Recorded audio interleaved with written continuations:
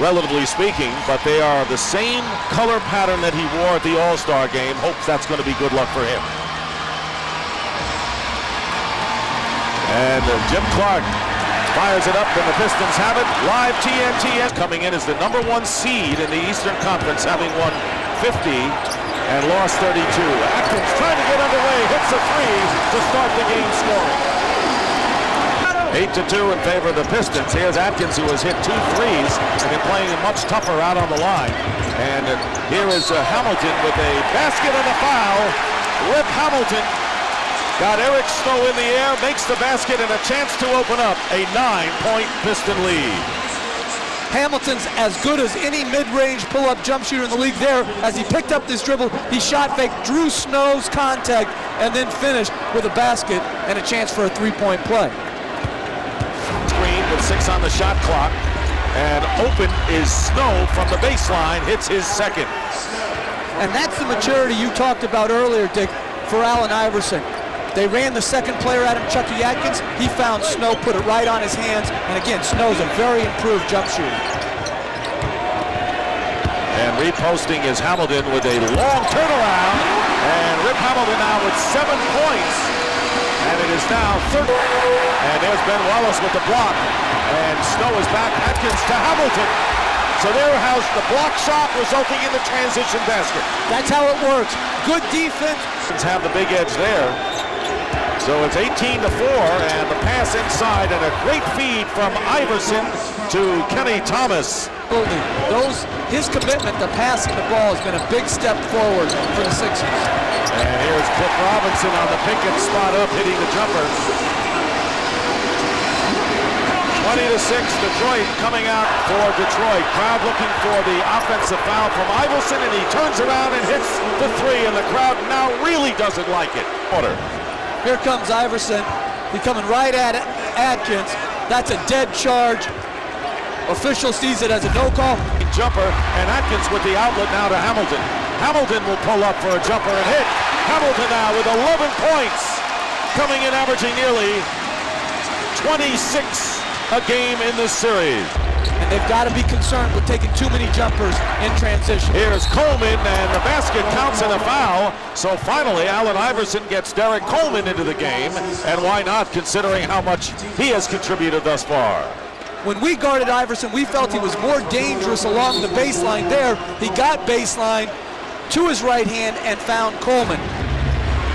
Iverson defended by Robinson on the switch. Van Horn outside, a 2-point basket with his foot on the line. He's averaging over 9 assists per game in this series. There he hits Van Horn on a spot up. Then he drives baseline, dishes to Coleman for the 3-point opportunity. And then Atkins committed a second defender. Iverson hit Snow, and then off the pick and roll, hit Thomas. 4 assists on the 6.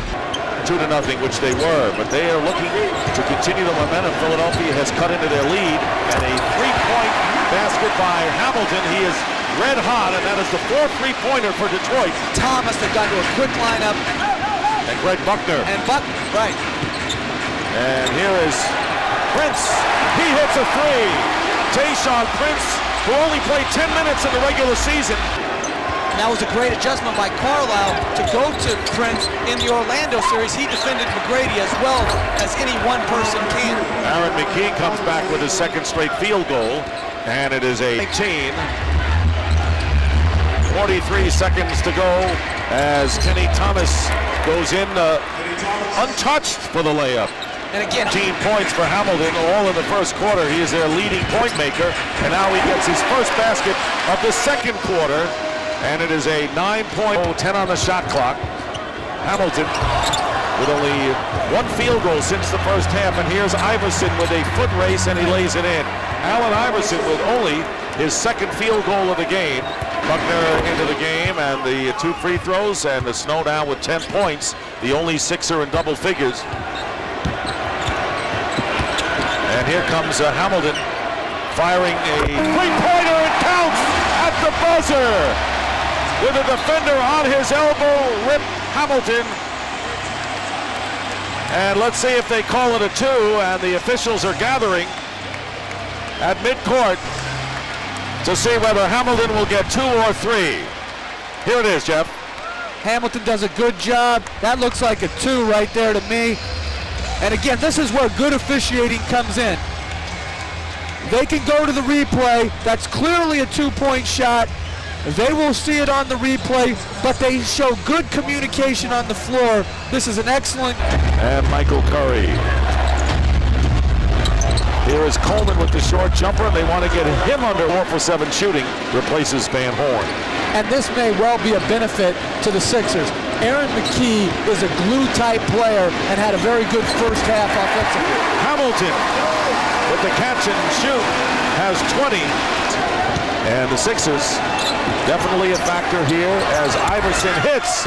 Allen Iverson, only his 3rd field goal of the game. Again, the Pistons with the possession. Tough pass, and here is Atkins for 3. Chucky Atkins with his 3rd three-pointer of the game in the Eastern Finals. Iverson's pass batted away. He gets it back somehow, and this is the perimeter shot. And there it is, back in the hands of Allen Iverson, feeding Thomas, and he gets the layup. So Iverson, content to be the playmaker in this game, brings offensive production and defensive intensity. 69-60. 3-point basket by Allen Iverson, and Iverson with his 2nd 3 has 12. Has the ability to draw a double team in the low post. Here's Iverson getting it out to Coleman. Coleman will fire a 3 and hit. Derek Coleman now with a big 3-pointer to bring the 76ers to 1 full timeout left. And here is Iverson looking for open spaces, banks it in. Only his 5th field goal of the game to tie it at 74.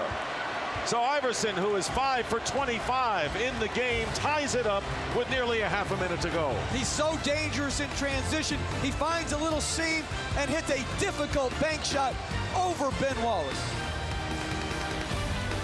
Since the early game, 74 all, as Tayshaun Prince looking to inbound, and he does to Wallace.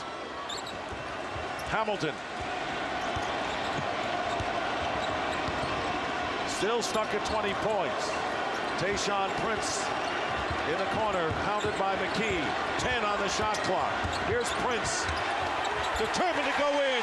What a great spin move and a lay-in by Tayshaun Prince, who is the hero in Game 2 here at the Palace, and a timeout called by the Sixers as Detroit regains the lead. An excellent back-end move. Could have almost been that 5-second count that they instituted on the back end. He takes his time, great patience. McKee's trying to take away the middle of the floor, and he counters with a great baseline move. I'm surprised no big man for Philly came over to give any support. Michael Curry, the defensive forward who starts the game, has checked in. And here is Coleman as the time running out, the double team on Iverson. They go out to Snow for 3, and Eric Snow has hit the 3 to give Philadelphia the lead with just under 10 seconds remaining as the Pistons use their last timeout. The first lead of the game by the 76ers, who have had that uphill climb all year, and the 3-pointer by Snow, Philly up by 1. Hamilton did a great job denying the ball to Iverson, but then Atkins protected. No timeouts remaining. Philadelphia does have a foul to give. Okur out at the top. And now under 4 seconds, and there is the foul to give. Hamilton having trouble. He gets it into Atkins, and Atkins' shot goes off. 9/10, and the crowd is ruling, and it is going to be called a basket. Goaltending is the call against the 76ers, and the basket will count. And remember, there's no timeout, so Philly has to throw it in. And the game is over, and the Detroit Pistons, amazing